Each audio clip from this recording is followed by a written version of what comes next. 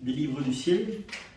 Après, ce qu'il y aura aussi, donc, on va regarder un peu le temps, parce que comme on a pris du retard, on ne sera pas à tout faire, malheureusement. Donc, mais voilà, donc chacun aura les textes et vous savez le voir aussi chez vous à la maison et un peu. Ce qu'on va faire aussi, c'est, on va arrêter pendant un petit quart d'heure, vous allez pouvoir poser des questions. Comme ça, donc on arrêtera un peu plus tôt les lectures et bon, si vous avez des questions à poser, voilà, les pères sont là pour vous répondre, voilà. Et alors, ce que moi je voulais vous proposer aussi, donc il y aura l'adoration à partir de 16h15 à l'église.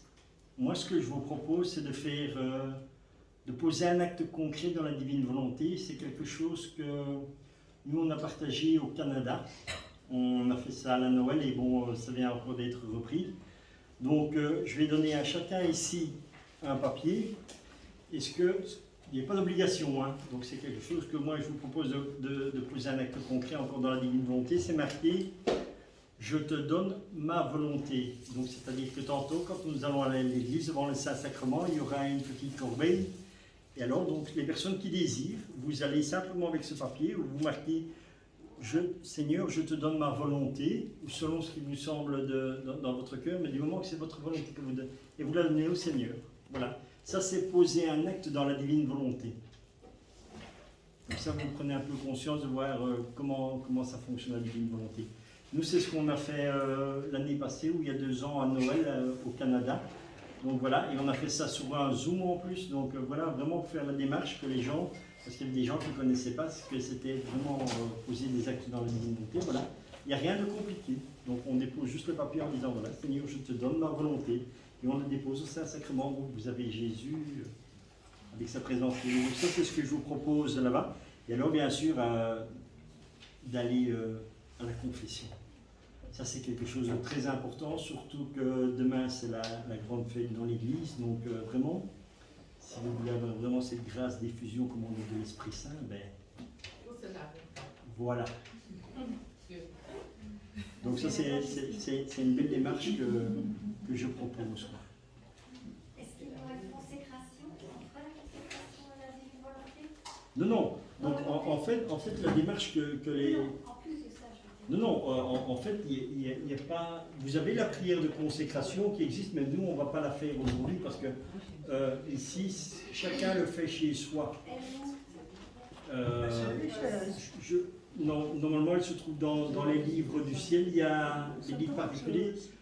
Vous savez les trouver aussi sur les sites du Père Dominique Dutel parce qu'il y a beaucoup de prières qui sont là, aussi en format PDF que vous pouvez télécharger.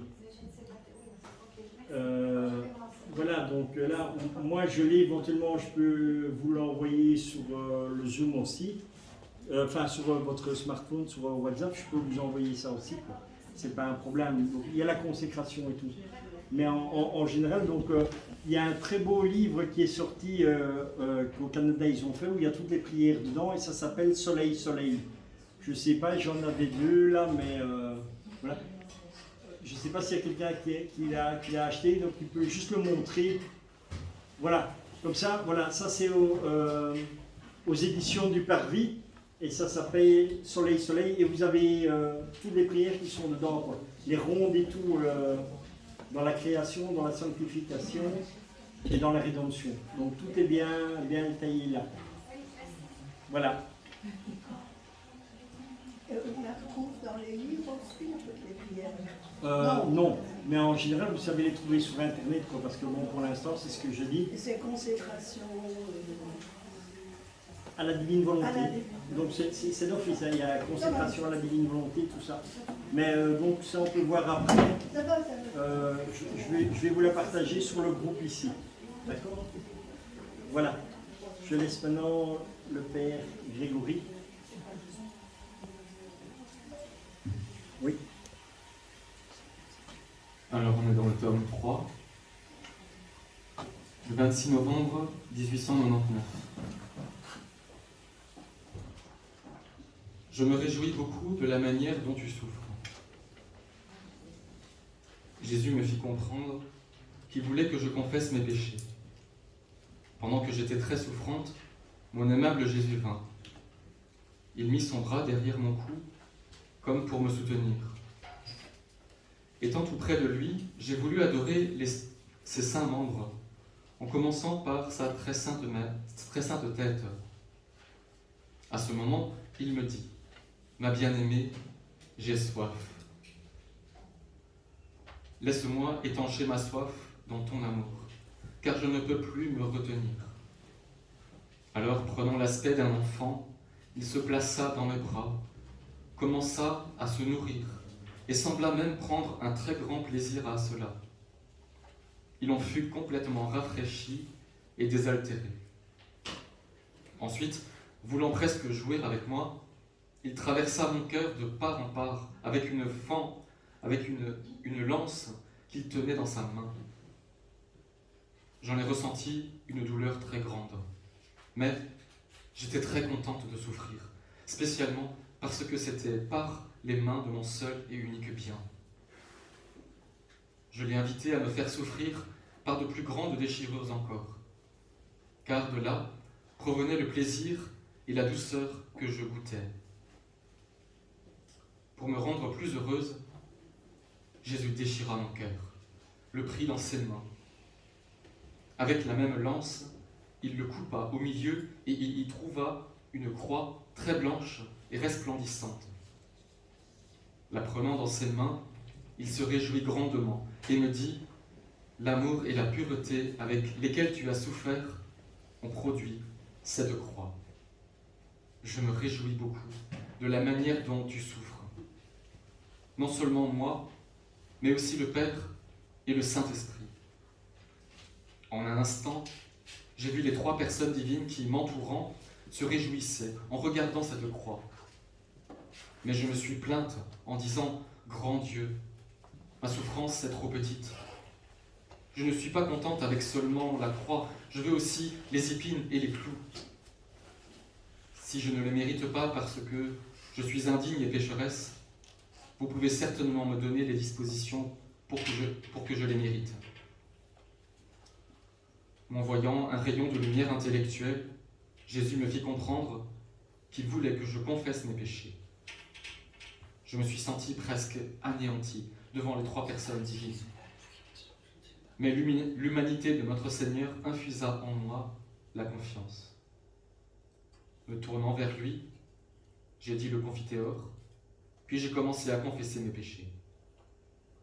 Comme je me trouvais toute plongée dans mes misères, une voix vint du milieu d'eux et me dit « Nous te pardonnons.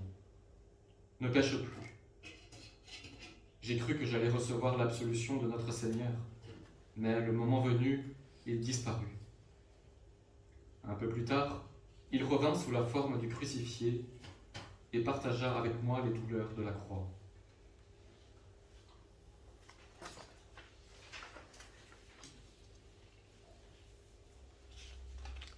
Aujourd'hui, tome 3, du 22 décembre 1899. Je t'attire de 3 manières pour que tu m'aimes. Par mes bienfaits, par mon attraction et par la persuasion. Ce matin, mon adorable Jésus n'est pas venu. Cependant, après avoir attendu un bon moment, il se montra plusieurs fois, mais très rapidement, presque comme l'éclair. Il semblait que je voyais une lumière plutôt que Jésus. De cette lumière, la première fois qu'il est venu, j'ai entendu une voix qui m'a dit « Je t'attire de 3 manières pour que tu m'aimes. Par mes bienfaits, par mon attraction et par la persuasion. » Qui pourrait dire combien de choses j'ai alors comprises? Par exemple que 1. Pour attirer notre amour, Jésus béni fait descendre sur nous une pluie de bienfaits. 2. Et voyant que cette pluie bienfaisante n'arrive pas à attirer notre amour, il va aussi loin que se rendre plaisant et charmant. Quels sont ses moyens d'attraction? Ce sont les douleurs souffertes par amour pour nous, allant jusqu'à mourir sur la croix en répandant un déluge de sang où il devient si attrayant et si agréable que ses bourreaux et ses plus féroces ennemis tombèrent en amour avec lui. 3. Et pour nous persuader davantage, et pour rendre notre amour plus fort et plus stable, il nous a laissé la lumière de ses saints exemples et de sa doctrine céleste qui dissipe les ténèbres de cette vie et nous conduit au salut éternel. La deuxième fois qu'il est venu, il m'a dit « Je me manifeste aux âmes à travers la puissance, les nouvelles et l'amour. » 1. La puissance est le Père créateur. 2. Les nouvelles sont la parole. 3. L'amour est le Saint-Esprit. 1. Il me semble que par sa puissance, Dieu se manifeste à l'âme à travers toute la création. La toute-puissance de Dieu se manifeste à travers tous les êtres. Le ciel, les étoiles et tous les autres êtres nous parlent d'un être suprême, d'un être incréé et de sa toute-puissance. Le plus savant des hommes, avec toute sa science, ne peut même pas créer un vil rat. Et cela nous dit qu'il doit y avoir un être incréé, un être très puissant, qui a créé, qui a donné la vie et qui soutient tous les êtres. Oh, comme tout l'univers nous manifeste, en notes claires et en lettres indélébiles, Dieu et sa toute-puissance.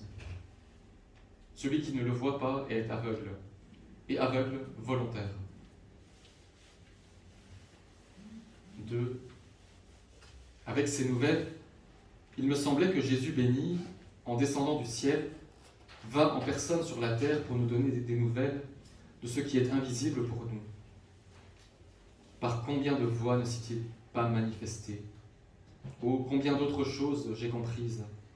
Mais mes capacités de les décrire sont trop faibles. Je crois que chacun, par lui-même, comprend le reste. Aussi, je ne prolongerai pas sur ce sujet.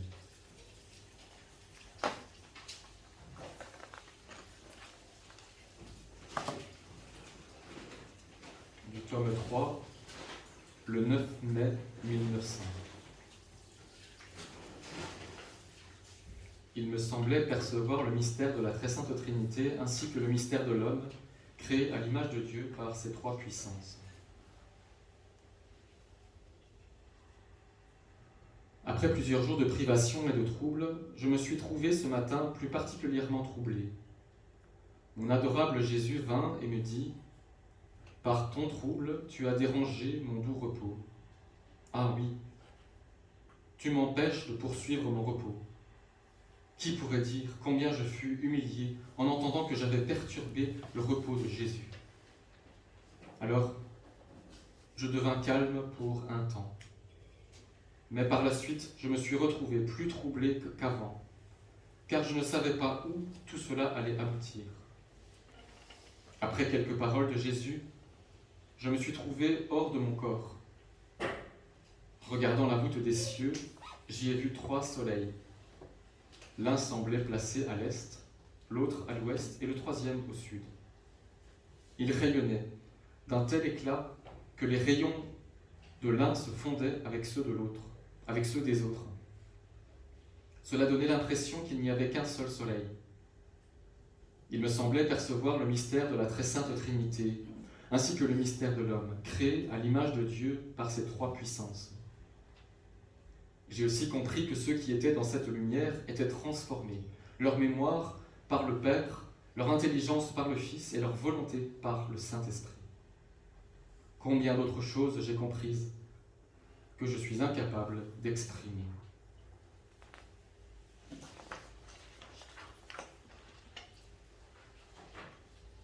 Du tome 3, le 21 mai 1900.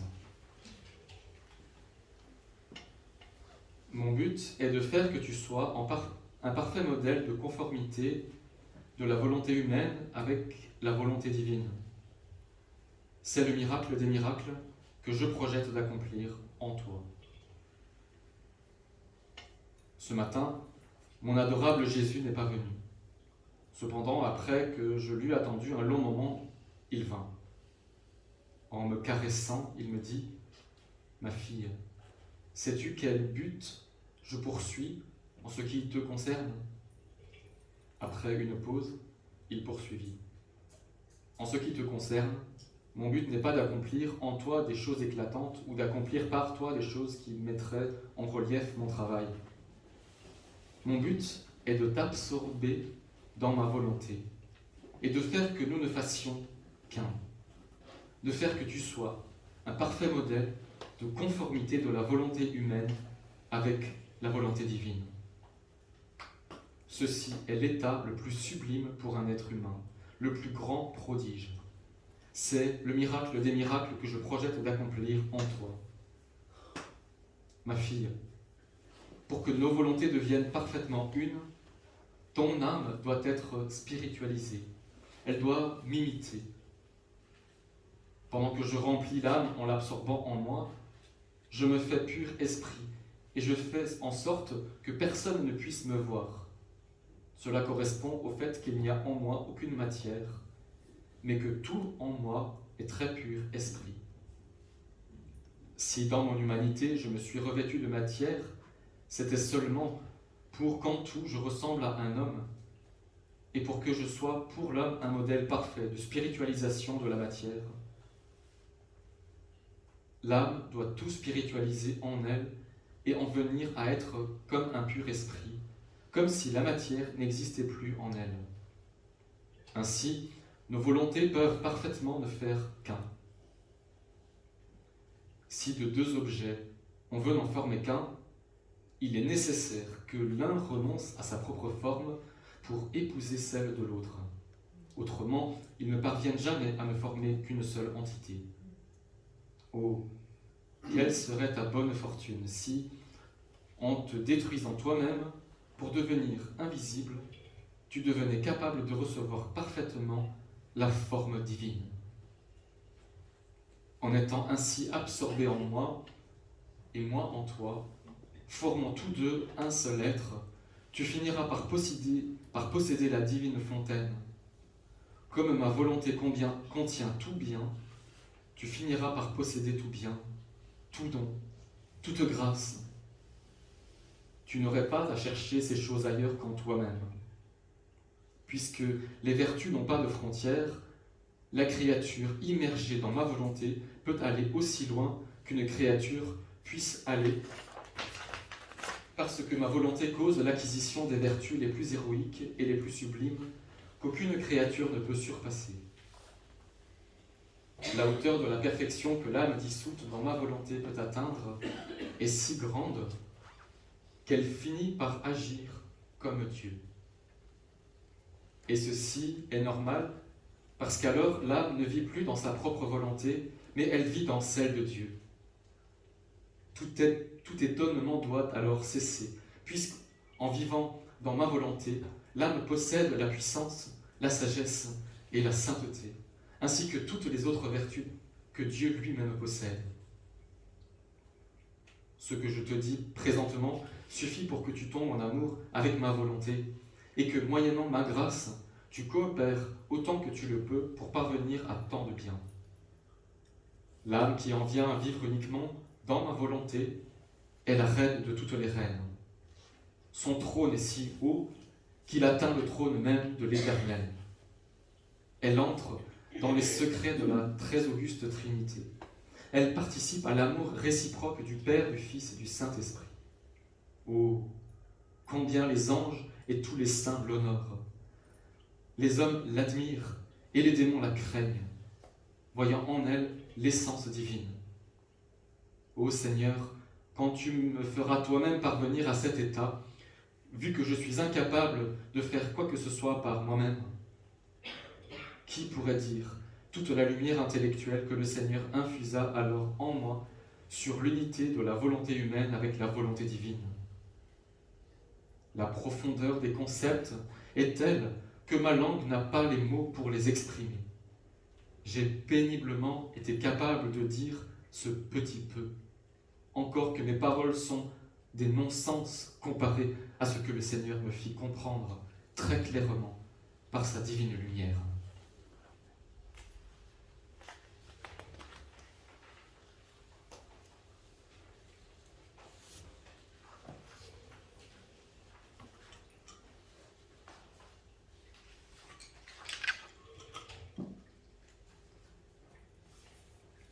du tome 4, le 25 décembre 1900. Louisa assiste à la naissance de Jésus.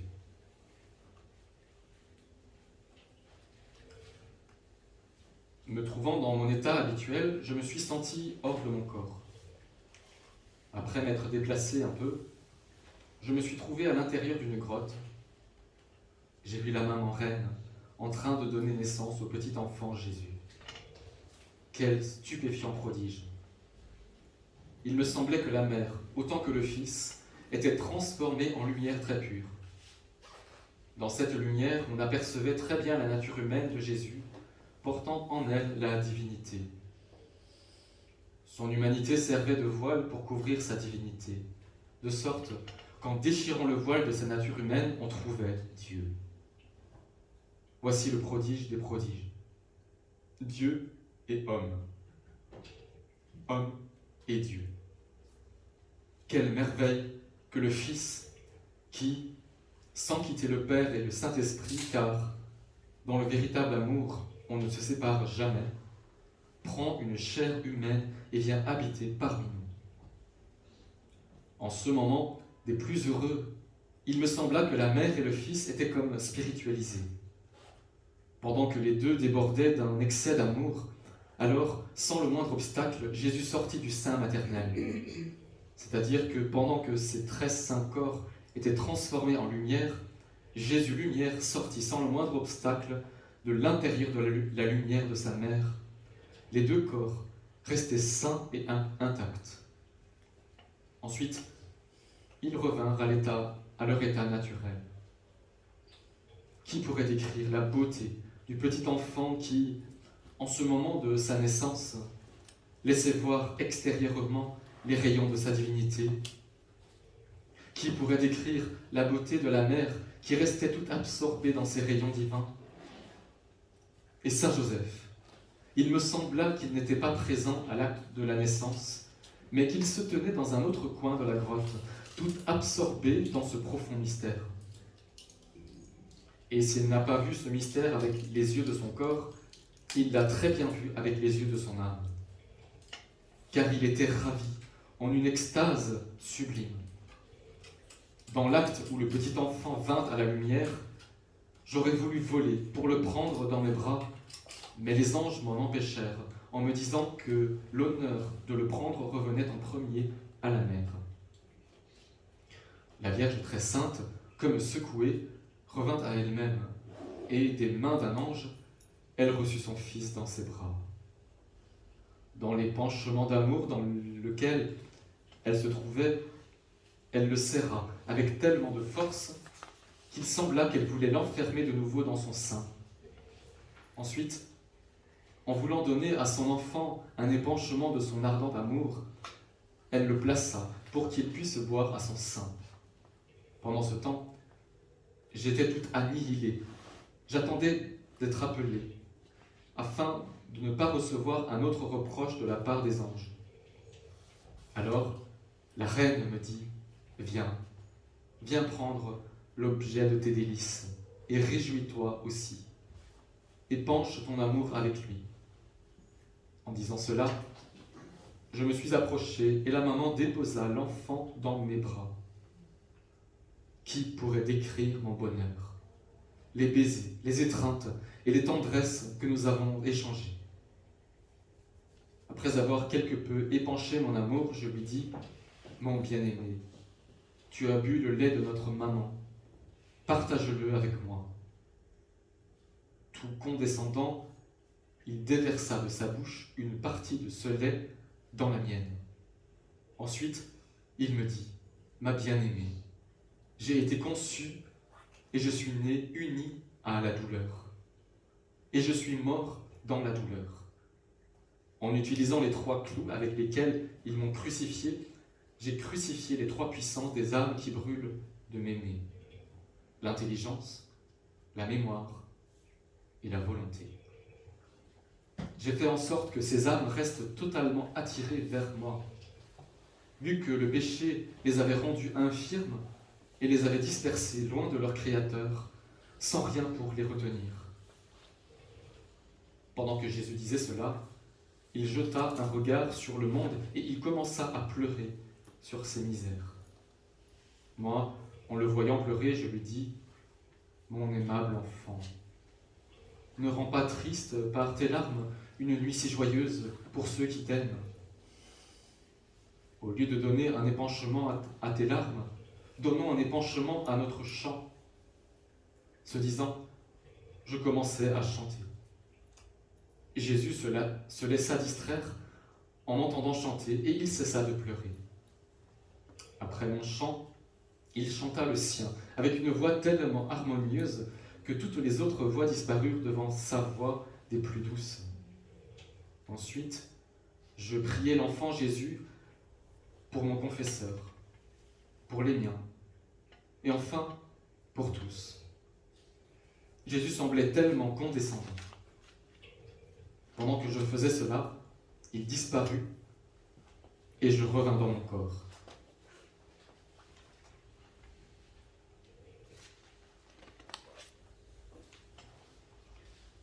Du tome 4, le 19 avril 1901. Plainte de Louisa à cause de l'absence de Jésus. Jésus la console et lui explique des choses sur la grâce. Je continue de passer mes journées privées de mon adorable Jésus.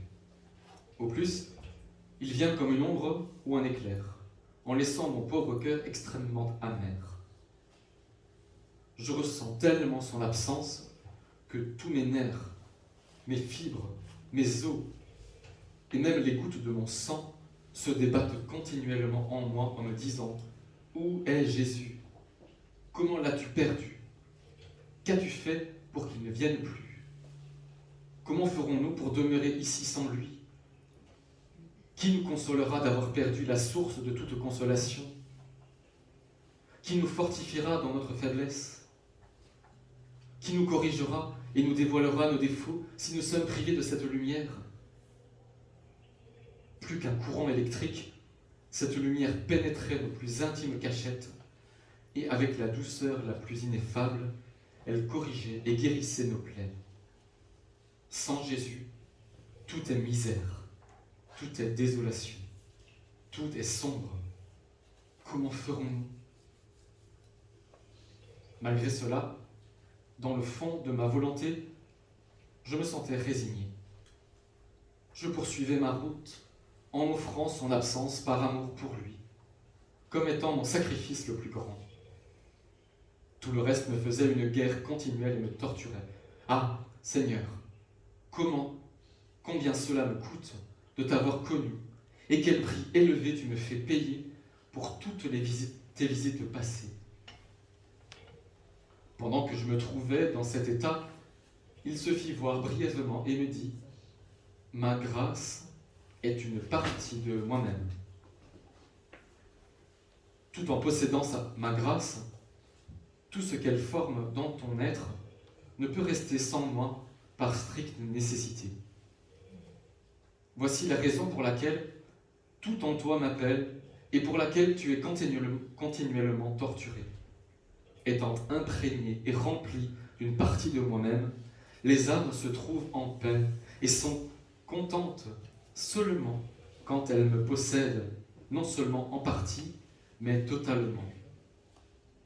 Comme je m'étais plainte de ma dure situation, Jésus ajouta, « Pendant ma passion, moi aussi, j'ai éprouvé un extrême abandon. Bien que ma volonté fût toujours unie à celle de mon Père et à celle de l'Esprit Saint. J'ai voulu souffrir cela pour diviniser la croix en toutes choses, tellement que, en me regardant et en regardant la croix, tu trouveras dans l'un et l'autre la même splendeur, les mêmes enseignements et le même miroir dans lequel tu pourras continuellement te mirer, sans que tu ne vois de différence entre te mirer dans l'un ou dans l'autre. »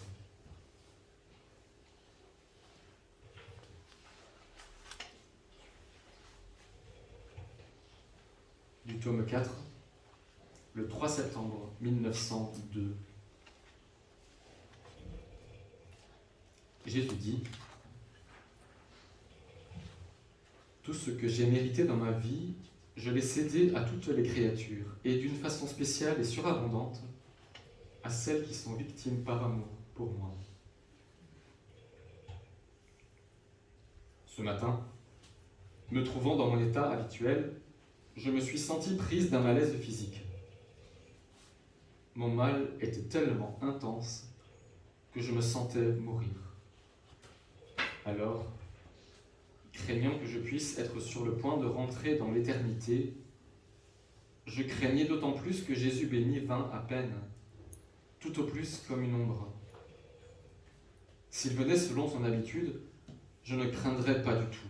Afin d'être en bonne forme pour aller à la rencontre de Jésus, je priais le Seigneur de m'accorder son Saint-Esprit, pour que je puisse satisfaire pour le mal que j'aurais pu faire par mes pensées, qu'il me donne ses yeux pour que je puisse satisfaire pour le mal que j'aurais pu faire avec mes yeux, qu'il me donne sa bouche, ses mains, ses pieds, son cœur et tout son très saint corps pour que je puisse satisfaire pour tout le mal que j'aurais pu commettre et pour tout le bien que j'aurais dû avoir fait et que je n'ai pas fait. Pendant que je faisais cela, Jésus béni est venu, totalement revêtu pour fêter. En me tendant les bras, il me dit : « Ma fille, tout ce que j'ai mérité, je l'ai cédé à toutes les créatures, et d'une façon spéciale et surabondante à celles qui sont victimes par amour pour moi. Voici que tout ce que tu veux, je te le cède. Non seulement je te le cède à toi, mais à tous ceux que tu veux. » Alors, en pensant à mon confesseur, je dis à Jésus : « Seigneur, si tu m'amènes avec toi, je te prie de contenter le Père confesseur. » Jésus ajouta : « Certainement qu'il a reçu quelques récompenses grâce à la charité qu'il a exercée envers toi. Et parce qu'il a collaboré, lorsque tu viendras avec moi dans le royaume de l'éternité, je le récompenserai encore. » Mon mal augmentait toujours et je me sentais heureuse de me trouver à la porte de l'éternité. Pendant ce temps, mon confesseur vint et m'appela à l'obéissance. J'aurais voulu tout garder sous silence, mais il m'obligea à tout lui dire. Il me fredonna son habituelle ritournelle, voulant que, par obéissance, je ne doive pas mourir. Mais, malgré tout cela, mon mal persistait.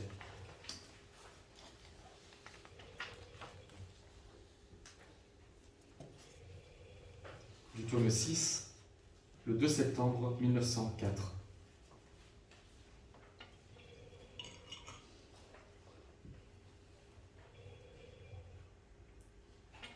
Dieu seul a le pouvoir d'entrer dans les cœurs et de les dominer comme il lui plaît. Un nouveau comportement pour les prêtres.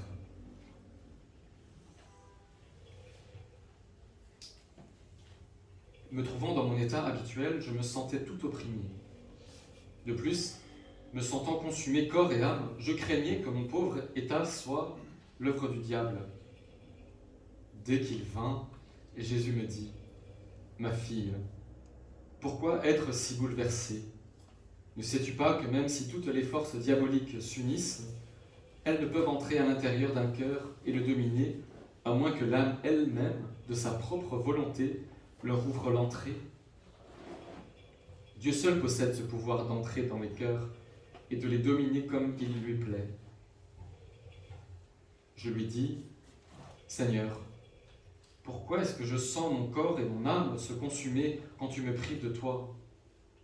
N'est-ce pas là le souffle diabolique qui pénètre dans mon âme et qui me tourmente ? » Jésus répondit : « Je te dis même que c'est le souffle de l'Esprit Saint qui, en soufflant sur toi continuellement, te tient toujours enflammé et te consume par son amour. » Après cela, je me suis trouvé hors de mon corps. Je vis le Saint-Père, assisté par notre Seigneur, en train d'écrire une nouvelle façon de se comporter pour les prêtres. ce qu'ils devront faire et ce qu'ils ne devront pas faire, où ils ne devront pas aller, en indiquant la peine que devront subir ceux qui n'obéiront pas.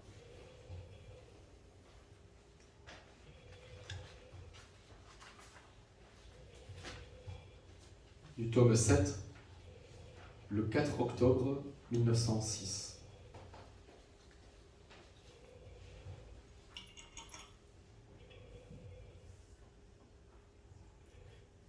Jésus renouvelle en Louisa la puissance du Père, la sagesse du Fils et l'amour du Saint-Esprit.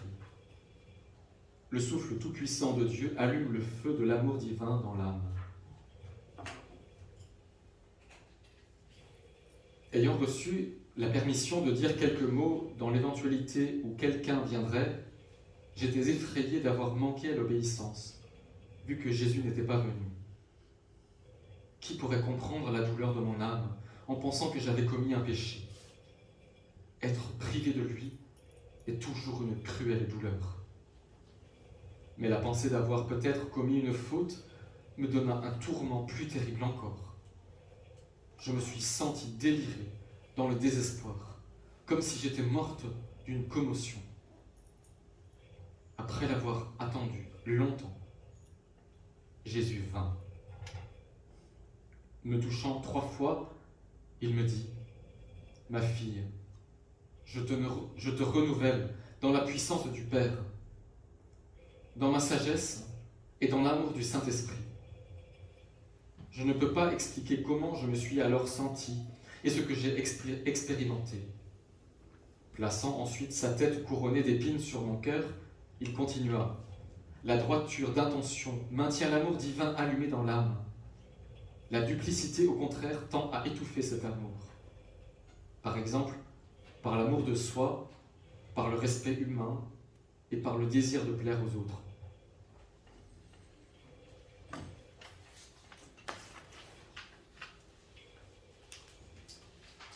Du tome 8, 27 décembre 1908.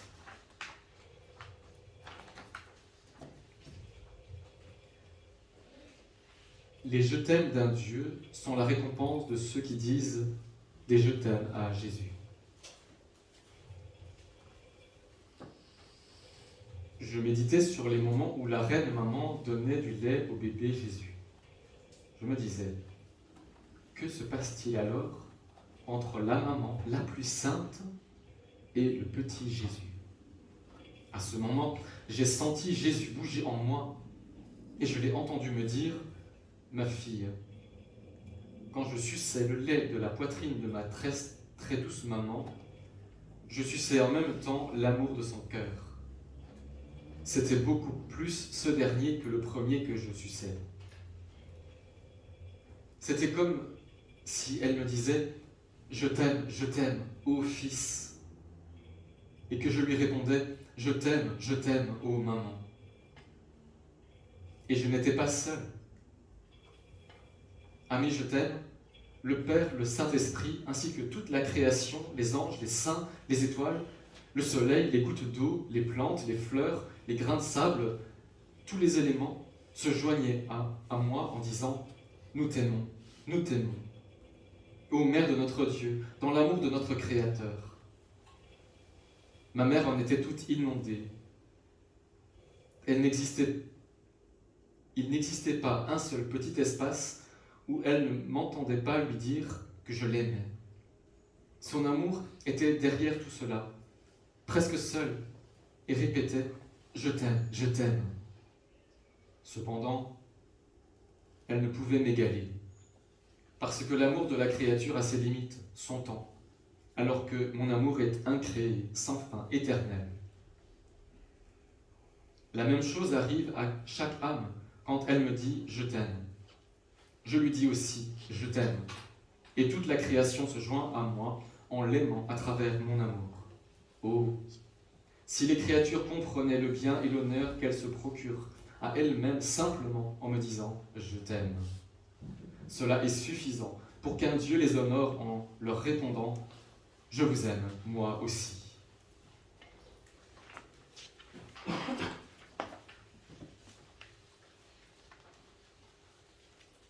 tome 9, le 4 octobre 1909.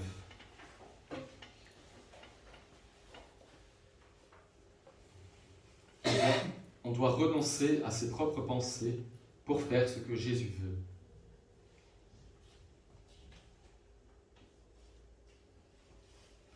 Je poursuivais dans mon état d'affliction à cause de la perte de mon bon Jésus, et comme à l'accoutumée, j'étais complètement occupé à méditer sur les heures de la Passion.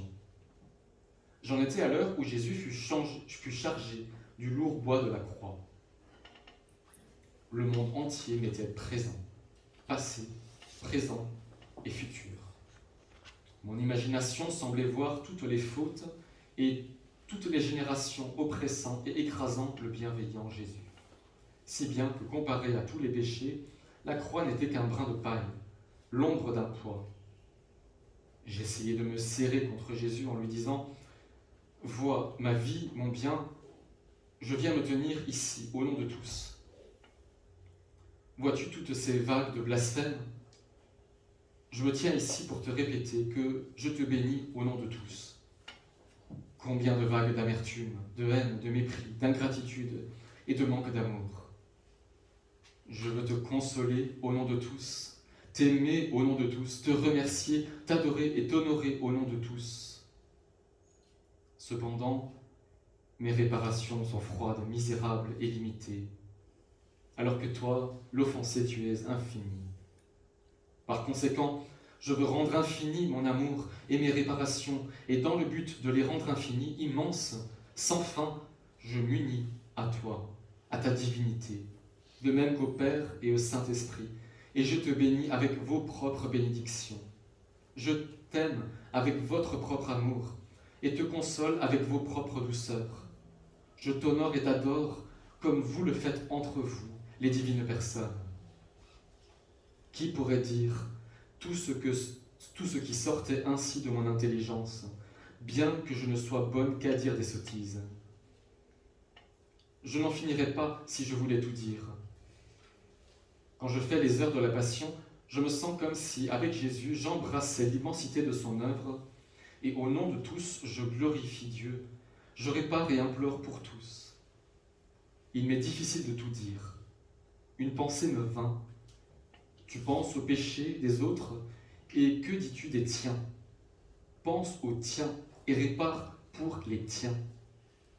Alors, j'ai essayé de penser à mes maux, à mes grandes misères, à mes privations de Jésus causées par mes péchés. Ainsi distraite des choses habituelles de mon intérieur, je pleurais sur ma grande infortune, sur ces entrefaites. Mon Jésus, toujours aimable, bougea en moi et me dit d'une voix sensible: « Veux-tu être l'arbitre de toi-même? Le travail de ton intérieur est le mien, non le tien. Tu n'as qu'à me suivre, le reste je le fais moi-même. Tu dois cesser de penser à toi, ne rien faire d'autre que je veux, que ce que je veux. Je m'occuperai moi-même de tes maux et de tes biens. Qui peut te faire le plus de bien, toi ou moi? » Et il se montra mécontent. Ainsi, je me suis mise à le suivre. Par après, arrivé à un autre point du chemin du calvaire, où plus que jamais je pénétrais dans les diverses intentions de Jésus, une pensée me vint. Non seulement dois-tu arrêter de penser à te sanctifier, mais aussi arrêter de penser à être sauvé. Ne vois-tu pas que par toi-même, tu n'es bonne à rien? Quel bien peux-tu obtenir en faisant cela pour les autres? M'étant tourné vers Jésus, je lui dis: « Mon Jésus, ton sang, tes peines et ta croix ne sont-ils pas pour moi aussi? J'ai été tellement méchante que par mes péchés, j'ai tout foulé aux pieds, et ainsi, tu as épuisé pour moi. Et ainsi, tu as tout épuisé pour moi. Mais de grâce, pardonne-moi. Et si tu ne veux pas me pardonner, laisse-moi ta volonté et je serai contente. Ta volonté est tout pour moi. Je suis restée seule sans toi et toi seul peux savoir la perte que j'ai subie. Je n'ai personne. Les créatures sans toi m'ennuient. Je me sens dans la prison de mon corps comme une esclave enchaînée. Au moins, par pitié, ne m'enlève pas ta sainte volonté. En pensant à cela, je me distrayais de nouveau de ma méditation, et Jésus me dit d'une voix forte et imposante, « Tu ne veux pas arrêter ça? Veux-tu gâcher mon travail en toi ?» Je ne sais pas. C'est comme s'il avait fait taire ma pensée. Ensuite, j'ai tâché d'arrêter ça et de le suivre.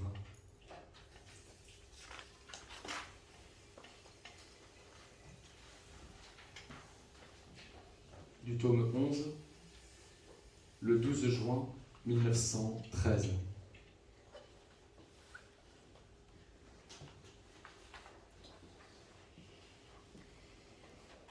Se fusionner avec Jésus forme la très sainte Trinité en l'âme. Merci.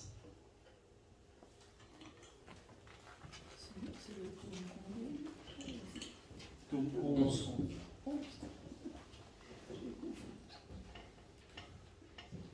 Pendant que je priais, j'unissais mes pensées aux pensées de Jésus, mes yeux aux yeux de Jésus, et ainsi de suite, avec l'intention de faire ce que Jésus fait avec ses pensées, ses yeux, sa bouche, son cœur, etc. Et comme il me semblait que les pensées de Jésus, ses yeux, etc., se diffusaient pour le bien de tous, il me semblait également que moi aussi, uni à Jésus, je me diffusais pour le bien de tous. Je me disais, quelle sorte de méditation je fais? Ah, je ne suis plus bonne à rien. Je ne suis même plus capable de réfléchir sur quoi que ce soit. Mon toujours aimable Jésus me dit, « Ma fille, que dis-tu? Tu t'affliges pour ça? Plutôt que de t'affliger, tu devrais te réjouir, car quand tu méditais et faisais de belles réflexions, tu n'épousais que partiellement mes qualités et mes vertus, alors que actuellement, puisque la seule chose que tu es capable de faire est de t'unir et de t'identifier à moi, tu me prends tout entier. Bonne à rien quand tu es seul, tu es bonne à tout quand tu es avec moi. Tu veux alors le bien de tous, et ton union à mes pensées donne vie à de saintes pensées chez les créatures. Ton union à mes yeux donne vie à de saints regards chez les créatures. Ton union à ma bouche donne vie à de saintes paroles chez les créatures. Ton union à mon cœur, à mes désirs, à mes mains, à mes pas, à mes battements de cœur, donne plein de vie. Ce sont de saintes vies, puisque la puissance créatrice est avec moi, et que par conséquent, l'âme qui est avec moi crée et fait tout ce que je veux. Cette union entre toi et moi, pensée à pensée, cœur à cœur, etc., produit en toi au plus haut degré la vie de ma volonté et la vie de mon amour. Par cette vie de ma volonté, le Père est formé, et par cette vie de mon amour, le Saint-Esprit est formé. Par les actes, les paroles, les travaux, les pensées, et tout ce qui provient de cette volonté et de cet amour, le Fils est formé. Voilà donc la Trinité en ton âme. Ainsi, si nous voulons opérer, il est indifférent que nous opérions par la Trinité se trouvant dans le ciel ou la Trinité se trouvant dans ton âme sur la terre.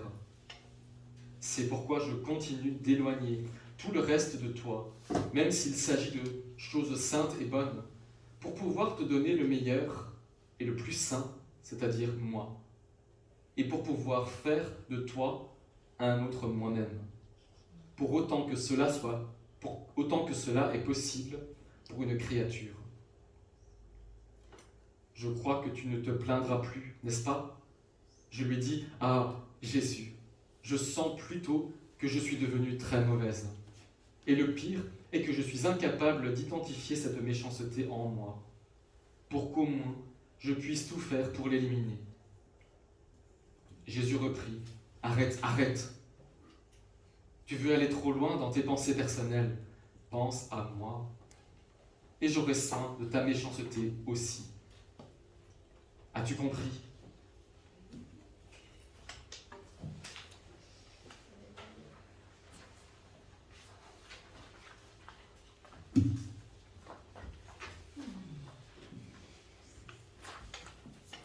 Voilà. Nous avons parcouru les textes de la première journée. Pourquoi aussi une lecture un peu continue comme ça que nous avons fait maintenant? Pour bien comprendre que pour vivre dans la divine volonté, c'est uniquement en lisant les livres du ciel. Si nous ne lisons pas les livres du ciel, on ne sait pas vivre dans la divine volonté. C'est les livres du ciel qui nous font vivre dans la divine volonté, bien sûr, toujours avec la Sainte Écriture et la parole de Dieu. Donc voilà, d'où l'importance vraiment de la lecture. Donc chaque jour, nous devons faire un petit effort, ne fût-ce que 10 minutes par jour, pour avoir cet enracinement en Dieu. Et justement, parce que nous ne sommes capables de rien faire par nous-mêmes, c'est Dieu qui agira en nous. Pourquoi la lecture du livre du ciel est très importante? Parce que Jésus dit « chaque mot est une lumière ». On ne peut pas tout comprendre tellement que c'est lumineux. Et nous avons toujours une pensée humaine. Donc, à force de lire les livres du ciel, ces lumières entrent en nous.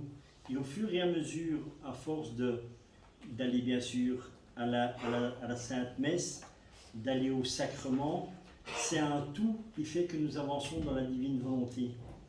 Ici, il y a quand même un ou deux points que je vais reprendre, qui sont très importants, qu'on a eu dans les textes, mais on ne s'est pas trop attardé, mais maintenant je vais juste revenir un peu, comme je vois qu'on a un petit peu de temps, vraiment pour faire vraiment prendre conscience comment vivre dans la divine volonté.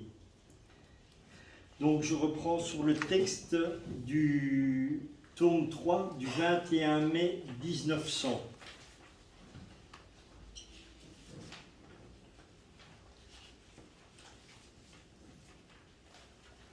Alors, Jésus dit, la hauteur de la perfection que l'âme dissoute dans ma volonté peut atteindre est si grande qu'elle finit par agir comme Dieu. Et ceci est normal, parce qu'alors que l'âme ne vit plus dans sa propre volonté, mais elle vit dans celle de Dieu. Tout étonnement doit alors cesser, puisqu'en vivant dans ma volonté, l'âme possède la puissance, la sagesse et la sainteté. Donc, à partir du moment où nous vivrons dans la divine volonté, nous l'avons, c'est acquis. Mais il faut aussi bien comprendre une chose. Quand Jésus nous parle donc dans la Sainte Écriture, il est bien dit que Jésus dit « mes pensées ne sont pas les vôtres ». Quelque chose où les gens font une petite erreur, c'est ils ne parviennent pas à comprendre parce qu'ils disent la puissance, la sagesse, c'est la sainteté, et alors ils vont dire que c'est de l'orgueil. Bien sûr que non, ce n'est pas de l'orgueil. C'est de l'orgueil si ce serait humain. Mais ici, c'est Jésus qui nous donne cette puissance. Donc la puissance ne vient pas de nous. À partir du moment où nous sommes dans la divine volonté, où nous avons donné notre volonté humaine, quand Jésus va parler en nous, la puissance, la sagesse et la sainteté que nous avons n'a rien d'humain. C'est uniquement de Dieu. Et ça, c'est en nous, parce que c'est Dieu lui-même qui parle à travers nous. Donc c'est pour ça l'importance que Jésus dit bien que si nous ne lisons pas les livres du ciel, nous ne pouvons pas comprendre le langage. Parce que, encore une fois, il y a le langage humain et le langage divin. Et ça, donc, même quand je partage avec vous, c'est parce que j'ai fait moi-même l'expérience.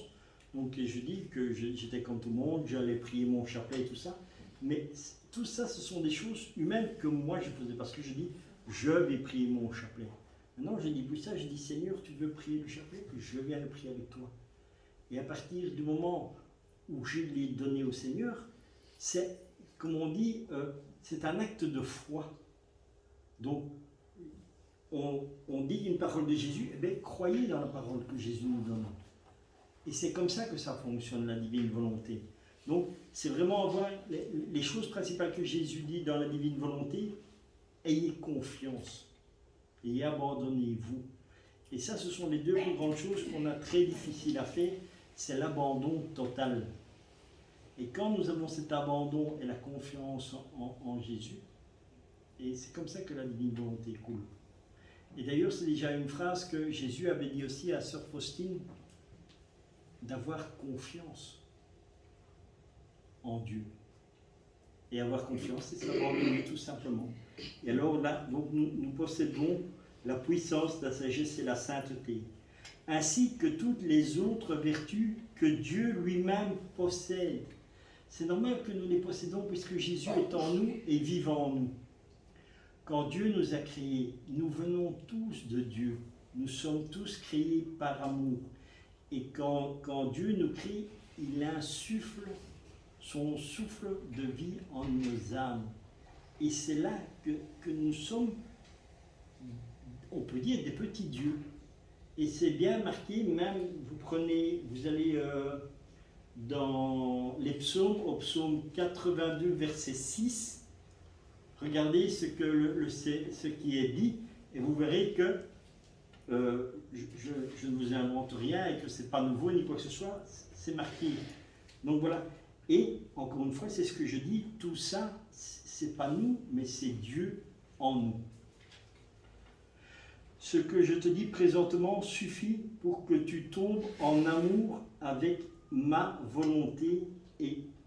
Juste le psaume 82, 6, Oui. C'est « J'avais dit, vous êtes des dieux, vous êtes tous les fils du Très-Haut. » Voilà. Donc, c'est bien marqué, c'est pas une invention à Richard ou quelque chose comme ça, non, c'est vraiment là. Et donc, c'est la même chose, vous allez voir quand vous allez lire les livres du ciel, à un moment donné, Jésus vous le dira aussi, quoi. Donc, parce qu'il y a des personnes qui disent non, c'est pas vrai, ni quoi que ce soit, mais déjà dans la Bible, c'était dit, quoi. Et c'est normal. Et c'est ça c'est les enseignements que le Père Dominique Duthesne est en train de donner maintenant. Vraiment, c'est quelque chose de très important parce que nous ne connaissons pas la valeur que nous avons aux yeux de Dieu. Parce qu'on ne se connaît pas en tant qu'être humain, on ne sait pas qui nous sommes. Mais il faut se dire une chose, du point de vue, Jésus a donné jusqu'à sa dernière goutte de sang pour nous sauver. Quand il nous crie uniquement par amour. Est-ce que vous vous rendez compte quelle importance nous avons aux yeux de Dieu? De quel amour il nous aime? Et quand nous allons prendre conscience de ça, alors on peut dire qu'on commence à comprendre les paroles quand Jésus dit « Ton corps est le temple de l'Esprit Saint ». C'est là qu'on commence à voir toute la valeur de savoir qui nous sommes en tant qu'être humain. Et tout ça, nous pouvons le découvrir, c'est ce que je dis, à partir du moment où nous allons écouter la parole de Dieu, que nous allons à la messe pour écouter les évangiles et tout ça, et voilà, et lire les livres du ciel. Donc, le tout ensemble nous apprend tout.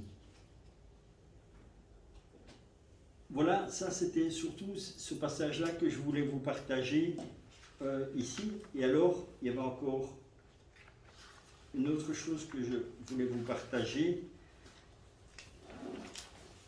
Dieu seul a le pouvoir d'entrer dans les cœurs et de les dominer comme il lui plaît.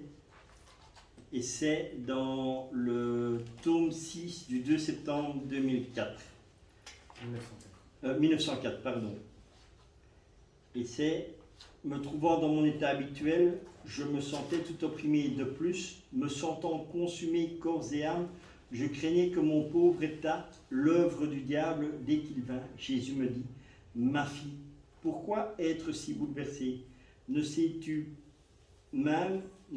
pas que même si toutes les forces diaboliques s'unissaient, elles ne peuvent entrer à l'intérieur d'un cœur et le dominer, à moins que l'âme elle-même, de sa propre volonté, leur ouvre l'entrée. » Et ça, c'est aussi quelque chose de très important parce que j'ai discuté aussi beaucoup avec des personnes qui disaient « Oui, mais on n'a que ça, que ça. » la seule puissance que le diable a sur n'importe quel être humain, c'est la place que nous lui laissons. Donc, si nous avons vraiment cette vie dans la divine volonté, que nous allons aux sacrements qui nous sont donnés dans le sacrement de la réconciliation et tout ça, nous fermons toutes les portes. Mais ce n'est pas tout d'aller au sacrement et que les portes soient fermées. Après, il ne faut pas les rouvrir non plus. Parce que comme il est dit même dans les évangiles, quand la maison est nettoyée, il y a un démon qui est parti, après il y en a 7 qui reviennent. Donc c'est toujours ça qu'il faut comprendre. Et c'est pour ça que quand nous vivons dans la divine volonté, eh bien, nous mettons qui? Nous disons, Seigneur, je te donne ma volonté, en échange de la tienne. Donc Jésus vient habiter dans notre cœur. Donc si Jésus il est dans notre cœur, Satan ne sait pas rentrer. Voilà, ça c'était encore une chose assez importante à partager. Et alors aussi, ce que je voulais partager, qui était au sujet avec la confession, la pénitence et la réparation. C'est quelque chose qui s'est perdu aussi beaucoup quand nous allons à la confession. Le prêtre nous donne une pénitence. Mais dans le temps, on demandait une réparation aussi. Et ça serait quand même important aussi de partager avec les prêtres et tout ça, de demander vraiment pour avoir une réparation. Parce que dans la divine volonté, en général, ce sont toutes des âmes réparatrices. Luisa Piccarreta ne faisait que réparer. Jésus, quand il est venu, il a refait la vie de tout le monde. Donc il a réparé toutes les vies et tout ça. Donc c'est important que pour que nous puissions vivre cette divine volonté, surtout que nous ne sommes qu'au début. Donc, si on arrive au final de la divine volonté, Jésus dit, dans la divine volonté, qu'est-ce que c'est? Je te donne la grâce de retrouver l'état original avant le péché. Donc, avant le péché, nous arrivons au temps d'Adam où il est en parfaite connaissance de Dieu. Dieu est parfaitement... Ils sont unis. Après, il y a eu le péché, on est tombé. Donc, nous devons recommencer. Donc, en allant à la confession, quand nous recevons une pénitence, demandons au prêtre pour avoir une réparation à faire aussi. Ça, c'est très important. Voilà. C'était simplement sur ça que je voulais terminer avec vous. Et maintenant, éventuellement, ce que je propose, c'est de, si vous avez des questions. Cette réparation, souvent il nous dit, faites je vous salue Marie. Ça, c'est une pénitence. Ça, c'est la pénitence en général. Souvent, il n'y en a même plus. On a volé, on doit le Alors, rendre. c'est quoi la réparation? C'est la réparation. Concrètement, pratique. Ça dépend ce que le prêtre va vous dire. Donc, ce que le prêtre vous donne en réparation, voilà. Ça dépend de tes péchés aussi. Exactement. Tout ça, mais tout ça, on peut pas prendre un exemple et dire comme ça ou comme ça. Pourquoi? Parce que quand nous allons nous confesser, ce n'est pas le prêtre que nous allons voir, c'est Jésus. Et quand le prêtre est dans son confessionnal, n'oubliez jamais qu'il est inspiré par l'Esprit Saint. Donc ça ne sert à rien de me poser la question à moi maintenant, parce que je ne sais pas vous dire ce que l'Esprit Saint dira au prêtre quand vous allez à la confession. Moi, je ne sais pas déjà le péché que vous avez commis, et je ne suis pas apte ni quoi que ce soit, mais le prêtre, au moment où vous faites cette démarche vraiment au confessionnal, tout se passe là. C'est entre vous et Dieu. Donc à ce moment-là, ne vous inquiétez pas, le prêtre aura l'inspiration de l'Esprit Saint, et voilà. Parce que au confessionnal, ce n'est pas le prêtre que vous allez voir, c'est Jésus. Mais je veux bien, Richard, mais j'ai besoin quand même d'entendre ce que tu veux parler de la... Donc tous les prêtres ne sont pas dans la divine volonté, d'accord? Bon, alors, Non même plus. si je me présente devant Jésus et que je sais que dans la divine volonté, Jésus me parle, ça, je suis au courant. Par contre, ce que moi, j'arrive pas à comprendre, c'est la pénitence, ça, tous les prêtres le font parce que c'est dans leur formation, mais je ne vois pas la réparation. Donne-moi juste un exemple. Qu'est-ce que c'est la réparation? C'est pas que je demande qu'est-ce que... Parce que jusqu'à présent, malgré j'essaie de vivre dans la divine volonté, j'ai jamais eu le prêtre qui m'a dit voilà comme réparation. Pour l'instant, c'était voilà comme pénitence, ou des fois ils sont ils sont là en train de dire « Ah, c'était très beau ce que vous avez dit, donc même pas de pénitence, donc voilà. » Des fois, ça va, voilà. Mais moi, j'ai besoin d'avoir juste un exemple pour ma tête. Un exemple, moi je peux parler de quelque chose qui m'était personnel à moi-même en allant à la confession parce que j'avais volé de l'argent à une personne. Donc le prêtre m'a donné des prières à faire en pénitence et réparation. J'ai dû aller rembourser la personne. D'accord. Voilà. Donc c'est chaque fois un acte en fait. Un lien avec ce qu'on a fait. Voilà. Et c'est pour ça que je vous dis, moi je ne peux pas vous le dire maintenant parce que je ne suis pas dans un confessionnal, je ne suis pas prêtre, et voilà. Donc, il y a des choses spirituelles que, voilà, quand le prêtre va à l'autel et qu'il fait la consécration du corps et du sang du Christ, il n'y a que le prêtre qui le fait. Il n'y a que lui qui sait le faire, et voilà, il y a quelque chose qui se passe, mais c'est propre au prêtre.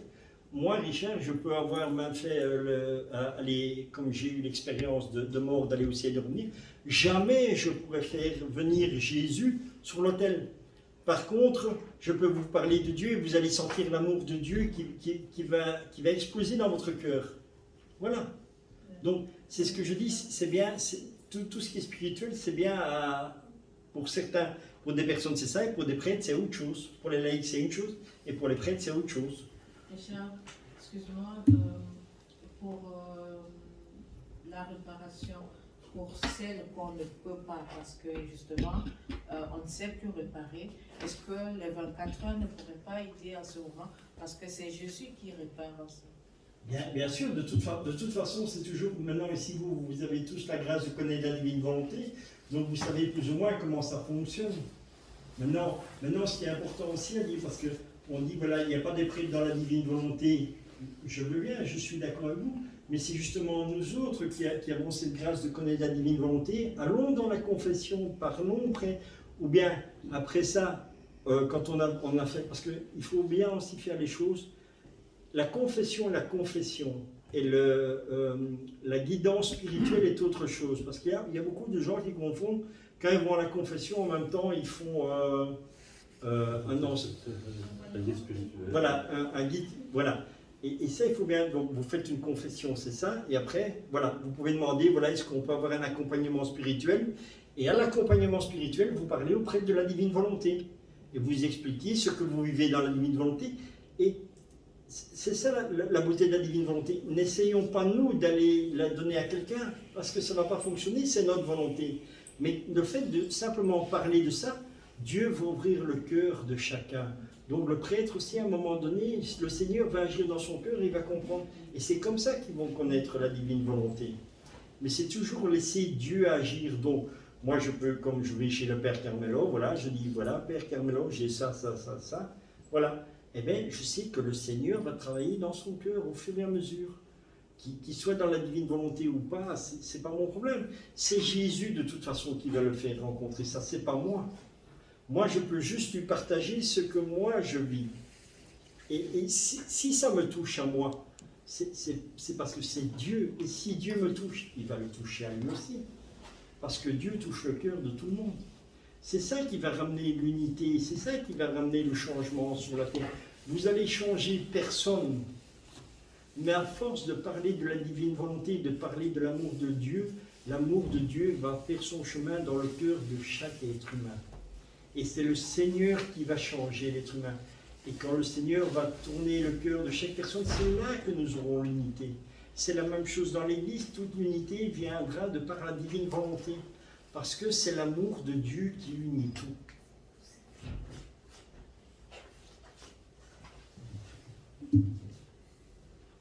Alors, pardon, hein, mais à propos de la réparation, moi je peux confirmer un point, ça ne fait pas partie de notre formation. Pour être honnête avec vous, avec toi Richard, aujourd'hui c'est la première fois que j'entends parler de ça.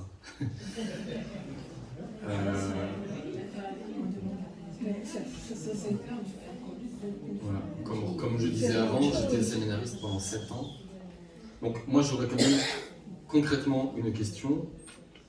D'où ça vient, quoi? Comment enfin voilà, si effectivement ça fait partie du sacrement, pourquoi est-ce que je ne suis pas au courant?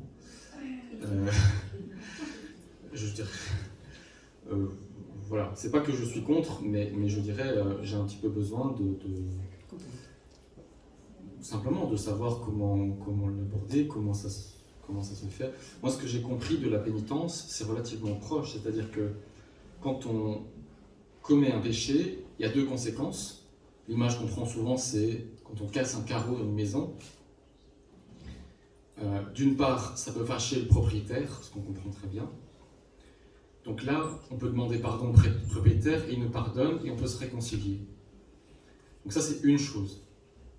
Sauf qu'il y a une autre conséquence, c'est que le carreau étant cassé, l'air il rentre, le froid il rentre.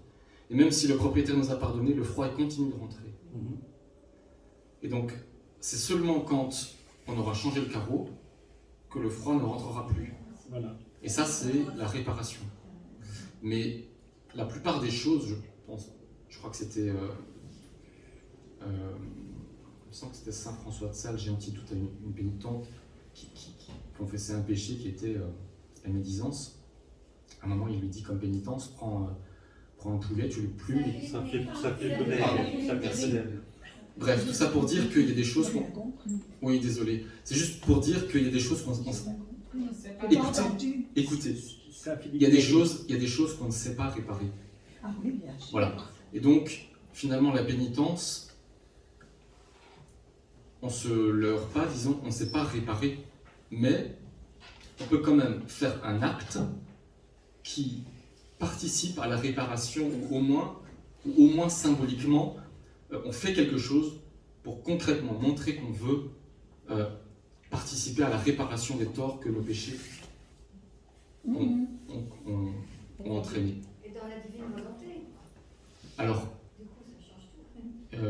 oui, mais pour moi, ça reste la pénitence, et je ne vois pas bien la réparation, ou la place de la réparation en plus par rapport à la pénitence. Enfin, voilà. Maintenant, Alors, je vois qu'il y a 2, 3, 4 mains qui se sont levées. Moi, ouais. On nous enseigne aussi que... Qui ça on on nous enseigne... Qui on Qu'est-ce qu'il y a? qui On enseigne, mais qui enseigne? Ah ah. Ah, pardon, les questions, j'aime bien être précis. Ah oui, que, par exemple, quelqu'un qui meurt en état de grâce, parce qu'il vient de se confesser, il n'a peut-être pas eu le temps encore de faire beaucoup de péchés, il ne va pas nécessairement au ciel. Je pense à la notion du purgatoire. Il faut, quand on parle de la, comment on appelle encore ça, l'indulgence plénière, Mais c'est quelqu'un qui meurt martyr. C'est justement lié à ça. Et c'est là, oui, c'est ça. C'est-à-dire que... Il y a une réparation dans aussi, le purgatoire c'est une réparation d'une certaine façon. Voilà. En fait, On les va âmes... purger une peine, quoi. Oui, mais c'est-à-dire que les âmes qui vont au purgatoire sont bien heureuses. Parce que elles s'en vont dans l'amitié de Dieu. Simplement, comme j'avais mentionné tantôt, rien de ce qui est impur ne peut paraître devant Dieu. Donc elles ont pu garder des attachements, C'est ça. des habitudes mauvaises, des choses qui ne pourront pas arriver devant Dieu. Donc ce qui est magnifique, c'est qu'elles vont y aller, elles sont parties dans l'amitié divine, donc ça c'est pour ça que je dis qu'elles sont bien heureuses, vraiment. Mais avant de pouvoir y arriver, elles doivent abandonner tous ces attachements, toutes ces choses qui ne peuvent pas, elles, paraître devant Dieu. Elles ont besoin encore de les abandonner, de se purifier. Et... me permet de donner une image que j'ai donnée à mes enfants pour expliquer ce que c'était le purgatoire. C'est que quand on va au ciel, on a une tenue, une robe, et quand on voit la robe immaculée de Jésus, on se dit « Ah non, c'est pas possible, je ne peux pas me présenter toute sale avec plein de taches. » Et donc, comme j'ai plein de taches, je me mets un peu de côté. Et donc, c'est ça le purgatoire. Alors, qu'est-ce qui fait que les robes soient détachées? Eh bien, c'est la poudre Ariel. Et la poudre Ariel, ça s'appelle le temps. Et donc, en fait, c'est avec le temps que les âmes peuvent nettoyer leurs robes. Et quand j'ai demandé à Jésus dans une prière, j'ai dû le lire, ou peu importe les sources, et il a dit avec les prières des uns et des autres, dans la divine volonté, vous me permettez de donner à boire et vous me permettez de donner un amour à ces âmes du purgatoire. Et ça leur permet, ça leur permet de sentir cet amour de Dieu et de diminuer les années. Et c'est pour ça que le bien-aimé, bienheureux, je crois, Père Di Francia, est allé voir Luisa Picaretta en disant « Merci d'avoir prié pour moi, parce que maintenant je suis près de Dieu. » C'est dans un des écrits, n'est-ce pas, Richard? Alors, il y a au moins encore 4 questions, enfin main qui s'était levée. Peut-être les laisser Oui, s'exprimer. voilà, Bouguer les seins, voilà. Ouais, c'est pas... Oui, Oui, j'ai rencontré des prêtres de l'église traditionnelle, traditionnaliste, je ne sais pas comment on dit, et on a un petit peu parlé de ça, et dans leur formation, on donne l'absolution, il a parlé justement de pénitence et de réparation. Bon, moi, j'en avais jamais entendu parler, mais Notre-Dame de Fatima en a parlé. Elle a vraiment demandé que les trois se fassent automatiquement, mais la réparation. Et donc, ma question était aussi avec la divine volonté, puisqu'on fait tout avec Jésus, du coup, c'est lui qui va réparer ce que nous, on ne peut pas, à condition de le demander, d'offrir. Non? Je ne sais pas, point d'interrogation, je suis un bébé dans la divine volonté, donc je ne sais pas. Mais en tout cas, là, c'est dans le séminaire des prêtres, donc c'était comme ça avant le concile, je ne sais plus quel concile. vous savez juste préciser quelle congrégation, quel séminaire, enfin quel... Je ne sais plus, c'est Quelle communauté? C'est la Saint-Victor Saint-Pierre. Saint-Pierre, oui, voilà. Merci. Saint-Pierre. En fait, je voulais juste compléter que j'avais un enseignement d'un prêtre qui parlait de la réparation. C'était Daniel Pierre. Il disait qu'il avait expliqué aux jeunes. Daniel Pierre Hillevart, Oui. diocèse de Tournai. Oui, il avait dit aux jeunes, aux plus jeunes, un enseignement sur la réparation. Il disait quand un enfant vole une bille, par exemple, d'un autre enfant, qui vient à la confession, il lui dit, bah, tu as la bille, tu peux aller rendre. Si cet enfant n'a plus de bille, lui, s'il a une bille en poche, il va donner à cet enfant et il va voir si l'enfant a effectivement rendu. C'est une façon de réparer. Il a parlé de ça comme exemple. Il a parlé aussi d'un exemple concernant un enfant. Mais c'était différent de la pénitence. Oui, c'était différent parce qu'il parlait de réparation de cette faute et il disait il y a des fautes qu'on ne peut pas réparer. Alors c'est Jésus qui le fait.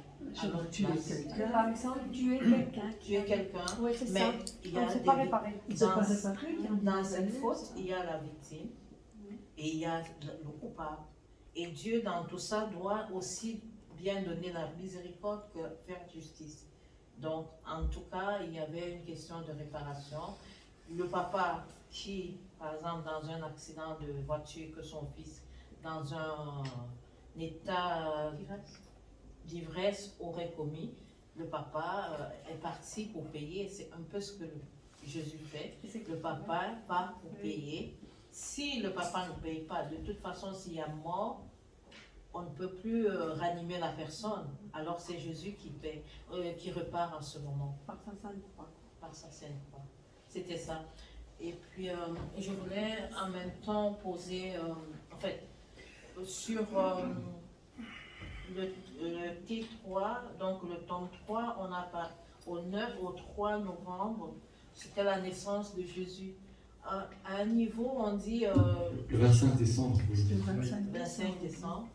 Donc, dans ce texte, à un moment, on dit qu'on déchire la partie humaine et à l'intérieur, il y a la divine... la cour. Non, je ne sais plus. Il y a une rupture de l'enveloppe humaine. Au fait, Mais c'est en Louisa que ça se fait, non? Non, en Jésus, au fait, ma question c'est, est-ce que tout être humain ne naît pas déjà comme ça? C'est un complément par rapport à ce que tu as dit tout à l'heure sur le fait que normalement nous sommes tous à l'image, le miroir de Dieu, de Jésus. Est-ce qu'on ne naît pas nous déjà avec cette enveloppe humaine en nous, avec l'enveloppe divine cachée en nous. Bien sûr, bien sûr. Nous avons le souffle que Dieu nous insuffle, c'est la divinité. Donc, en fait, la divinité de Jésus est dans notre corps, mais il n'y a que Jésus qui peut la faire vivre et l'activer. Nous ne savons pas la faire. Et comment nous l'activons? Simplement en donnant notre volonté. Et c'est Jésus qui va l'activer en nous et qui va la faire grandir. Comment? De nouveau, on en revient toujours par la parole de Dieu, par la Sainte Écriture et par les livres de Louisa. Mais nous, on ne sait absolument rien activer de nous-mêmes, quoi. Et c'est là qu'il faut comprendre aussi que c'est une humilité, en fait. Voilà. Et l'humilité qu'on a, c'est même pas notre humilité, hein, c'est vraiment l'humilité de Jésus, parce que si on regarde la vie de Jésus, il a toujours été dans l'humilité. Lui, quand il est né dans un état où il n'y a personne qui savait tout ce qu'il a fait, il n'y a jamais personne d'autre. Il faisait tout dans la simplicité, avec le Père, bien sûr, et l'Esprit Saint. L'Esprit Saint qui est quoi? Qui est cet esprit d'amour que quand Jésus était sur la terre, eh bien, en fait, quand il parlait au Père, c'était l'amour qu'il avait en lui et qui partait au Père. Et c'est ça qu'on disait toujours, il faut rendre grâce à Dieu. Donc ça veut dire quoi? Dieu te donne la grâce, mais quelle grâce Dieu te donne? Dieu te donne juste la grâce de l'amour, en fait. Et la grâce de l'amour, c'est tout. Et quand Dieu nous donne une partie de son amour, on sent cet amour vraiment rayonner dans notre cœur et dans notre âme. Et quand tu perçois ça et que tu t'en rends compte, tu dis, Seigneur, je te rends grâce pour l'amour que tu me fais ressentir, je te l'offre. Et c'est ça toujours, et c'est ça dans la divine volonté qu'il y a. Parce que Jésus dit, comme dans toute la création, un je t'aime, je dépose un je t'aime, tu me donnes un je t'aime, je te donne un je t'aime. Et voilà. Donc c'est toujours un échange de je t'aime. Et au plus on fait cet échange de je t'aime, au plus il attrape une grandeur et une profondeur. Mais c'est vrai qu'humainement, il n'y a pas de mots pour dire, mais voilà, c'est l'amour de Dieu vraiment qui va amener à ce que tout ce qui est divin en nous commence à ressortir, quoi. Et la divine volonté, vous la commencez ici, mais c'est ce que vous allez vivre au ciel. Et donc ici, quand on aura quelque chose, on va se rendre compte qu'on ne connaît encore rien. Et bien dans l'éternité, quand vous allez arriver au ciel, ça sera toujours pareil. Parce que comme Dieu est infini, jamais on connaîtra Dieu. Parce que quand on aura découvert quelque chose, on va dire « Ah Seigneur, j'ai compris ». Et puis Jésus va dire « Oui, tu as compris ça, mais là tu n'as pas vu ». Et puis on va partir là. Et puis il va dire « Oui, là tu as compris, mais tu sais que comme je t'aimais, j'ai créé encore ça. » Et c'est comme ça. Et ça c'est l'éternité. Voilà. Je me permets juste de répondre à la dame, parce que j'avais réfléchi là-dessus. Quand on est né, on dit très bien dans la Bible, je suis, comme elle a dit, on est à l'image de Dieu. Donc, Dieu habite en nous. Et la différence, c'est que pendant toute ma vie, avant de connaître la divine volonté, j'avais Jésus qui était en face, qui était au-dessus, qui était en dessous, qui était à côté, à droite. À partir du moment où j'ai connu la divine volonté, il était partout, mais en plus il était moi. Il était en moi, en me laissant la liberté, puisque l'amour ne peut pas exister s'il n'y a pas une liberté. Donc je suis libre. Mais en même temps, il fallait que je comprenne, qu'est-ce qui se passe? Pourquoi je devais laisser Jésus vivre en moi? Mais c'est simple. C'est parce que si je disparais, Jésus peut habiter en moi et adorer Dieu. Donc en fait, ça permet à Dieu d'être avec son Fils à travers mon humanité. Et ça, c'est comme disait Saint Paul dans les Écritures, au début, je faisais, et après, Jésus m'a emmené, Dieu m'a emmené là où je ne voulais pas aller. Ça veut dire, il a laissé sa volonté plus loin et que Jésus l'emmenait, parce que ça ne doit pas être évident d'aller à droite, à gauche. Okay? Donc, quand on voit la vie de Saint Paul, je dis, il a eu du courage, d'accord? Et c'est ça qui était, voilà ce que je voulais vous partager. Merci. Une question pratique. de débutant. Mais voilà. Quand par exemple, tout à l'heure on parlait du café, hein, voilà, Jésus a envie de boire, donc Oui. allons boire un café ensemble. Bon, moi, par exemple, en me lavant les mains, voilà, j'essaie de l'expérimenter. Et à un moment, je ne savais plus. Est-ce que mes mains sont celles de Jésus, ce sont les miennes? Est-ce qu'il est à côté? Il est en moi? Et quoi? Et ça faisait très bizarre. Et en marchant, la même chose. C'est quoi ça? C'est moi qui dévie ou bien c'est... Non, ça arrive tout doucement. Nous lavons les mains. Jésus va réellement vivre en toi. Moi, je peux vous partager encore une expérience que j'ai eue. J'ai eu la grâce d'avoir le Covid. À un degré assez catastrophique, humainement, on va dire. Donc, divinement, c'était bien, mais humainement, c'est pas compréhensible. Et quand je suis sorti de l'hôpital, que je suis rentré chez moi, je n'avais pas la force pour me laver, je n'avais pas la force de faire. Eh bien, je dis, Jésus, tu vois bien, je ne sais rien faire. Et Jésus dit, c'est dans ta faiblesse qui est ma force. Et qu'est-ce qui se passait? Eh bien, je prenais ma douche et je sentais vraiment Jésus qui me lavait. Je me dis, mais qu'est-ce qui se passe quand je passais le grand toilette? Vraiment, je faisais la vaisselle. Donc, il faut savoir une chose. J'ai encore une autre grande grâce, c'est que j'ai 5 pontages au cœur. Et que pour ça, je dois prendre des médicaments pour liquidifier le sang. Ça veut dire que la moindre coupure que je me fais, c'est... Voilà. Donc, quand je suis sorti de l'hôpital, je faisais la vaisselle pour aider mon épouse, parce que voilà, il faut faire. Et quand je prenais le couteau, je ne regardais pas, quand on prend les couteaux, en général, c'est facile de se couper.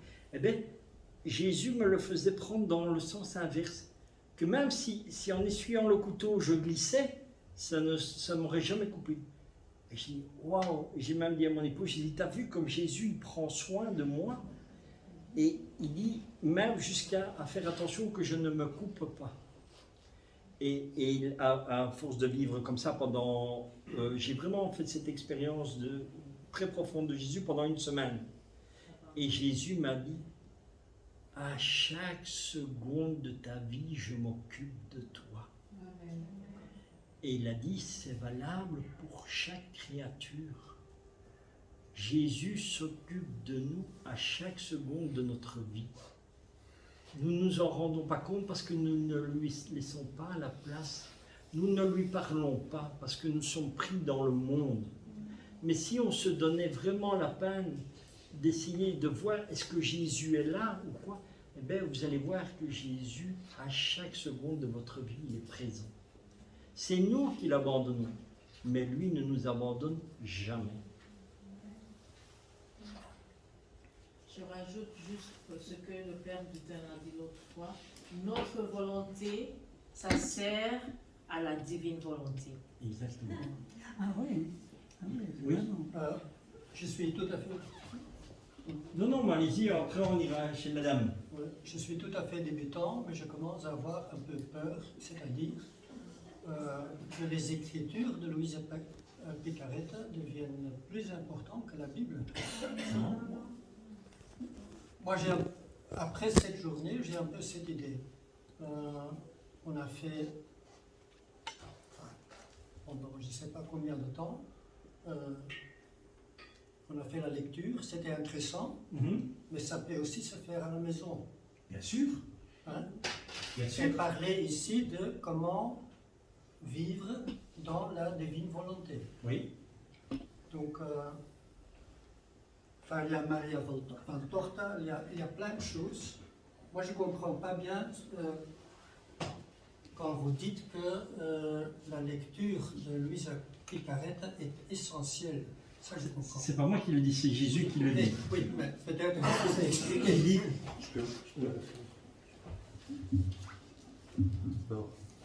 Moi aussi, je suis débutant comme vous. Hein. Je suis en train d'apprendre. Voilà, c'est la première expérience avec Richard, on se connaît. Et donc, ce qu'il y a, c'est que j'ai l'impression que, en fait, chaque expérience mystique, ça peut être ici Louisa Picaretta avec ses écrits de Jésus, ou quelqu'un qui voilà, des autres expériences mystiques, ou des autres lieux mariales, parce que moi je viens d'un lieu marial où il y a eu des apparitions de Marie.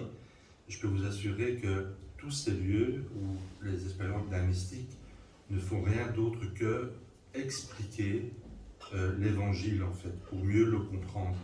C'est un peu ça le sens. Hein. Parce que des fois, c'est vrai, nous sommes, comment dire ça, des chrétiens, nous allons à la messe, nous pratiquons, mais on ne connaît pas trop la parole de Dieu. Et je peux vous assurer que nous, en tant que prêtres, des fois, on le voit très, très clairement. Si on demande à des chrétiens qui fréquentent la paroisse, est-ce que vous connaissez la parole de Dieu? Il y a très peu de chrétiens qui connaissent la parole de Dieu. Tandis que, quand il y a des expériences mystiques différentes, ici aujourd'hui c'est les écrits de Luisa Picaretta, mais ça peut être d'autres expériences, l'ensemble d'expériences, en fait, reprennent beaucoup sur les écrits, sur la parole de Dieu. C'est tout simplement pour encore plus approfondir la parole de Dieu et pour entrer encore plus dans cette parole pour nous faire comprendre. C'est comme un enseignement, c'est une école en fait. Parce que moi je viens d'une école mariale où il y a eu des apparitions de Marie, mais voilà, la même chose. Et il y a les messages que le voyant a reçus, mais c'est toujours pour rentrer dans l'évangile, pour nous faire avancer, pour que Marie nous porte à Jésus. Et ici, moi, en écoutant ce que le Père Grégory a lu aujourd'hui, il y a beaucoup de passages où ça reprend des phrases, des mots évangéliques en fait. Et donc, c'est une façon pour encore mieux approfondir la parole de Dieu, pour rentrer dans ce mystère, et voilà, pour essayer de s'aider tout simplement en lisant tout ce qu'il y a que le Seigneur nous donne pour pouvoir méditer la parole de Dieu. C'est ça en fait que voilà, chacun après est sensible plus aux écrits de Luisa Picaretta, parce que Richard a eu une expérience d'une conversion particulière. Moi j'ai eu d'un autre lieu, mais au fait, autour de tout ça, c'est toujours justement l'amour qui est en premier. C'est l'amour, c'est la volonté de Dieu, c'est la prière de notre Père, que ta volonté soit faite. C'est vraiment cette prière de dire, voilà, Seigneur, nous sommes ici pour pouvoir avancer avec notre chemin, avec qui avance plus, qui avance moins, mais d'être là prêt à aider les personnes à avancer dans la vie spirituelle. Je pense que c'est ça aussi qui est important. Oui, oui, mais j'ai juste une... Non, mais quand même, Jésus explique qu'avec Louisa, ce n'est pas une mystique de plus ou une voyante en plus, ni une nouvelle spiritualité, que c'est carrément une doctrine, tout est neuf. Voilà. Donc c'est quand même très différent. Donc on ne peut pas comparer même avec Maria Valtorta, que j'apprécie beaucoup et tout ça. C'est ça que j'avais dit au complètement départ. différent parce qu'elle ouvre un nouveau règne. Voilà. Donc les autres, c'est encore autre chose. Elles nous font plonger, en effet, dans la Bible encore autrement, la vie autrement. C'est toujours d'aimer Jésus plus. Voilà. Ici, c'est une doctrine. Ce n'est pas... quand il dit que c'est sa deuxième Pourquoi est-ce que ça n'a pas été diffusé plus tôt? pour un nouveau règne. Ça nous paraît Alors, important. peut-être il y a Vicky qui avait encore une question, et puis on va devoir arrêter parce que, voilà, on avait dit 16h et voilà. Mon intervention se situe au niveau des questions que nous sommes en train de se poser. Nous sommes trop précoces pour répondre à ces questions concernant la pratique et la réparation. Tout se trouve dans le livre du ciel. Au fur et à mesure qu'on lit, les réponses à nos questions sont déjà répondues par le Seigneur. Par exemple, la question de la réparation, elle est au niveau du deuxième fiat. Tout ce que Jésus a fait depuis sa venue, c'est de réparer. Réparer l'homme déchu, et il demande à Louisa de faire comme lui. Et alors, mais il dit, fais comme moi. Ce qui fait que ce n'est pas des réparations de Louisa, mais des réparations de Jésus. À ce niveau, quand on y arrive, déjà la question de la réparation est répondue. Concernant la pratique, la mise en pratique, Jésus, je veux faire ça, tu le fais avec moi. Et le Père du ciel nous a dit la fois dernière que Jésus ne fait rien à notre place. Jésus ne fait rien à notre place. Au contraire, il va nous disposer intérieurement de manière à ce qu'il nous donne toutes les grâces nécessaires pour le laisser agir. Je lave les mains. En fait, en moi est la divine volonté qui lave les mains. Et à partir du moment que le Seigneur me lave les mains, je pense à laver les autres comme il l'a fait. Je pense à la divine volonté qui est dans l'eau que je t'adore, dans cette eau que j'utilise. Donc, il y a tout un ensemble d'éléments qui vont répondre à nos questions au fur et à mesure qu'on lit le livre du ciel. Il y en a 36, c'est énorme, mais au fur et à mesure, il y a une question qui tombe. Et ça tombe pourquoi? Parce que nous prenons l'attention de voir la divine volonté en toutes choses. Dans la personne comme dans les autres créatures, petits ou grands. Et nous comprenons cela au fur et à mesure que nous faisons tomber nos opinions personnelles, notre volonté propre pour dire, mais Seigneur, qu'est-ce que tu veux? Qu'est-ce que tu veux que je fasse? Quelque chose me dépasse, au fiat, Seigneur, que ta volonté soit faite même dans ça. Donc, au fur et à mesure, il y a des barrières qui tombent. Et donc, je vous rassure de ne pas vous alarmer que c'est impossible ou impossible. Il n'y a rien qui soit impossible dans la divine volonté pour le Seigneur. Amen. Je termine avec les évangiles. On a l'impression que la lecture du livre du ciel est plus importante que les évangiles. Dieu dit à Louisa que qui comprend les évangiles? Qui comprend les évangiles? Il a dit à Louisa qu'il a donné et ABC de sa volonté dans les Écritures. Et que maintenant, dans le 3e fiat, il vient aller plus loin avec la créature en lui donnant sa volonté, et alors il pourra rentrer dans la plénitude de la compréhension des Écritures, juste comme les disciples d'Emmaüs. Et donc, lisons le livre du ciel et laissons le Seigneur agir dans sa volonté, à lui disant fiat mi, qu'il me soit fait selon ta parole, et allons-y. Amen. La seule chose que je veux quand même rajouter, la seule chose pour les débutants, pour ceux qui commencent, il y a un truc important à savoir, en tout cas moi en tant que scientifique, c'est que si vous êtes dans la divine volonté, vous ne pensez pas au voisin qui vous a embêté, à la voisine au garage qui vous a fait une facture. En étant dans la divine volonté, psychologiquement, vous êtes avec Jésus. Et donc il y a plein de choses, de pensées de négatives contre la voisine. Et ça, c'est psychologiquement, vous mettez en paix. Et ça, c'est génial, quoi. Parce que rien que le début de la divine volonté. Merci à tous. On va conclure avec une prière, la prière même de Jésus, au nom du Père, du Fils et du Saint-Esprit.